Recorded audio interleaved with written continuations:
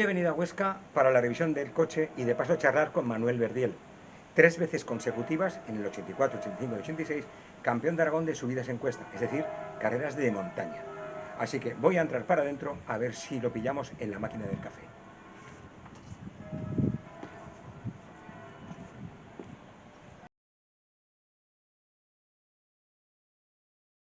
Hola, he quedado con Manuel Verdiel, natural de Sieso de Huesca, expiloto y director gerente del concesionario donde he venido a traer el coche y pasar la revisión.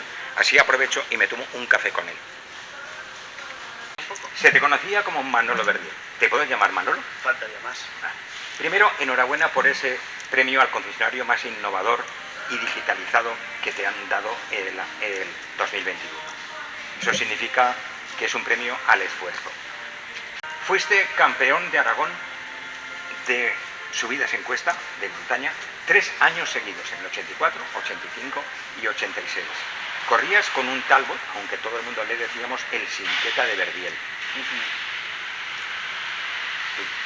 Sí, así es. Bueno, fue una época de ilusión, ¿no? Es la época en que uno se está forjando como profesional, como mecánico, pero sientes que eres capaz te gusta ir rápido y los amigos te hacen que compitas. Dice, oye, que esto lo hace bastante bien. Y claro, como los medios económicos eran los que eran, pues no me quedaba más remedio que preparar mi propio coche, ¿no? Donde siempre digo que fue donde realmente acabé siendo un buen profesional, creo yo, del sector, ¿no? Y fue una aventura, lo pasé en una época preciosa, pero sin darte cuenta te conviertes, llega un día en que te levantas por la mañana y eres piloto y no te das cuenta, ¿no? Y dices, oye, pero si yo debería ir a correr, no a trabajar. Y entonces ese Dios mío hubo que superarlo, y las condiciones económicas, que en aquellos años estaba empezando con mi propio taller, no era fácil combinar las dos cosas. Entonces, bueno, me preparaba el coche, lo transformé, y cuando la subida que coincidía, pues iba, la que el coche no había dado tiempo de montar la carburación o algo así, o me faltaba una pieza, pues no iba, ¿no? Pero sí, mucha ilusión, y me gustaba subir el riesgo el día de la carrera. La noche anterior dormía poco, pero iba rápido, lo pasaba bien. Dices que ibas rápido. Yo me acuerdo que en aquellos años, en los años 80, competías contra los Fórmula, los Selex, que tenían Rafa Pérez, el Muelles, sí, José Luis Serrano. Sí. ¿Tan gordo era el Sinqueta que batías a los Fórmulas? Pues mira, la relación de peso-potencia era un coche que sacaba 150 caballos, pesaba, no llegaba rodeando los 1000, lo llevaba súper aligerado, ¿no? Entonces, me gustaba arriesgar.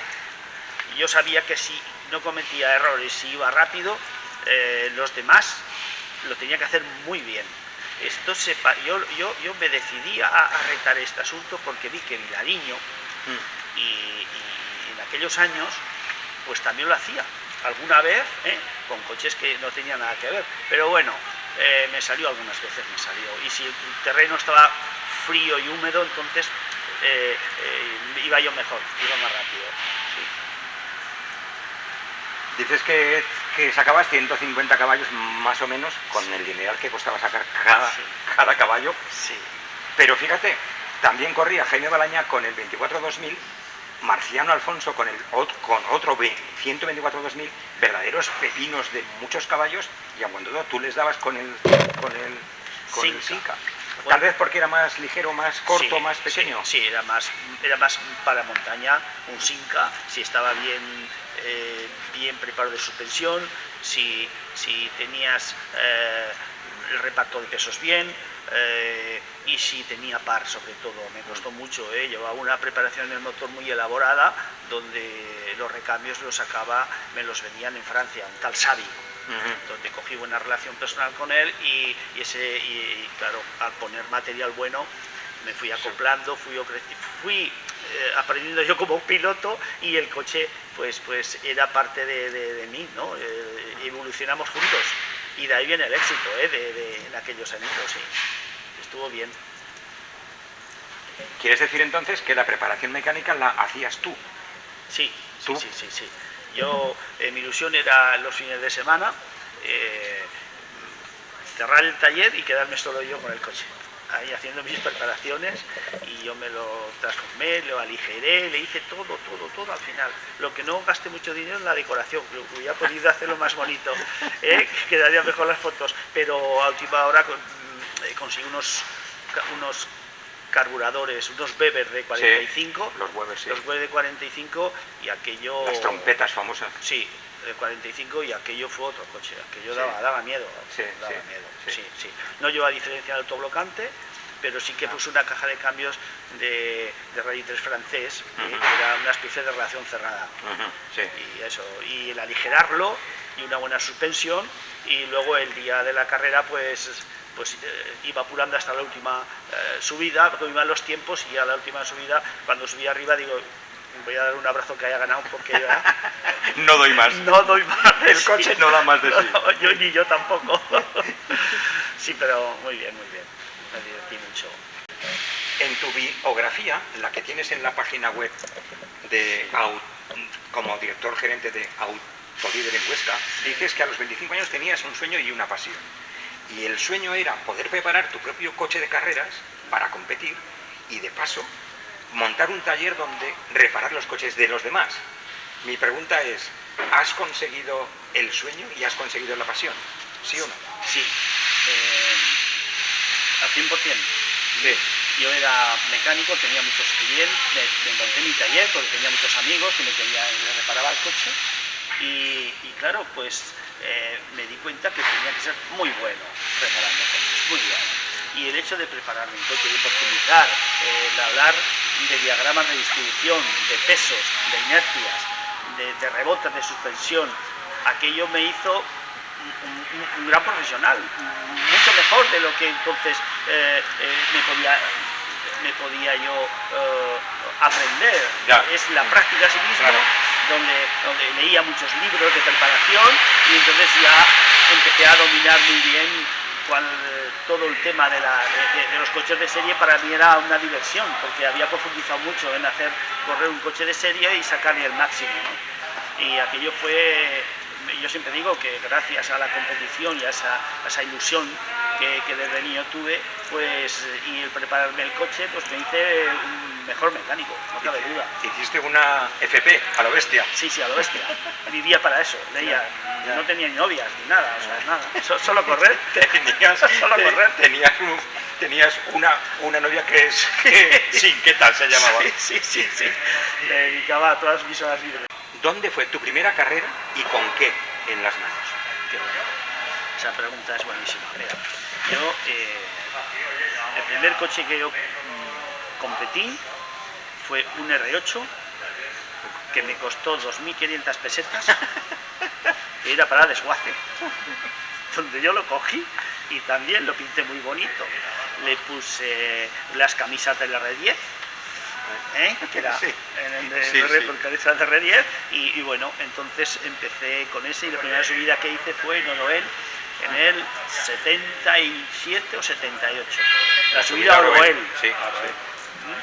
Y ahí en Jaca, ¿no?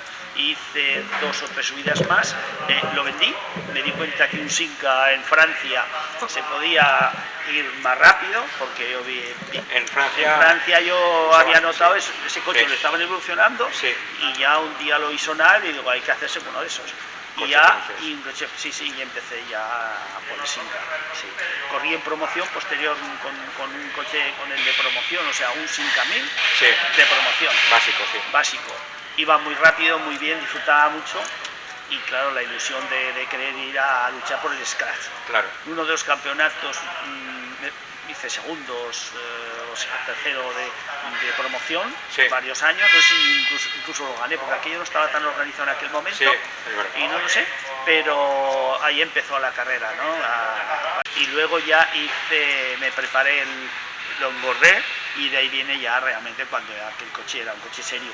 Para conducirlo había que tener cuidado ya, porque que los neumáticos estuvieran calientes, porque eso ya no era un juego, no había que pisar el pedal, había que controlar lo que se hacía, ¿no? Y ya te das cuenta que ahí ya requiere experiencia. Y eso que dicen que las carreras se ganan el que más tarde frena. ¿Qué frenos llevaba semejante pepino? Pues mira, llevaba, el Sin Camino llevaba frenos atrás de disco, pero le acoplé discos atrás, frenos de disco atrás, que también lo saqué de un desguace en Po. Con Mr. González, se llamaba el señor del desguace, que casualmente era español. Ajá. Y entonces me guardó unos y los instalé, y entonces claro, la frenada era mucho mejor. Claro. Era mucho mejor. En subidas ya sabéis que se frena muy poco. Sí, sí. Se frena muy poco en el pie izquierdo, solo para que el motor no caiga de vueltas, y muy bien, pero sobre todo lo que más noté en aquella transformación fue los pesos. Claro. Y claro. los centros de gravedad, ponerlos bien abajo. Claro. Las suspensiones, sí, los sí. tacos, el motor, sí. que casi iba rozando al suelo, aquello fue tremendo. Una pregunta íntima. ¿Qué sensación tuviste cuando llevabas el casco puesto en tu primera subida y te cantan el 3, 2, 1? ¿Qué se siente? Se siente, pues mira, decir, Manolo, te saca la primera curva, ¿vale? Procura llegar hasta arriba, y es lo que hice, ¿no? Es lo que hice. El miedo viene posterior. Cuando ves por dónde has pasado, a qué velocidad has pasado. No, lo que pasa es que los miedos es un poco libre. Si le das muchas vueltas, cada día tienes más miedo, ¿no? Pero se tiene más miedo cuando ya estás luchando por el SCAS. Claro. Porque sabes que vas a 170, 160, 150 curvitas de montaña, vas muy al límite, y muchas veces con protecciones pocas o cero protección. Sí, con lo que marca el reglamento justito. Justito, que si te salías, pues no ibas a acabar con un golpe, sino que ibas a acabar fuera dando vueltas de campana por la montaña hacia abajo. Sí, es lo que entonces eso, para ganar había que tragárselo, y se sabía, y entonces era costaba más, se pasaba más miedo, cuando llegas tan rápido. Sí, cuando te quitas el casco es cuando dices, a ver, ¿quién me manda meterme a mí?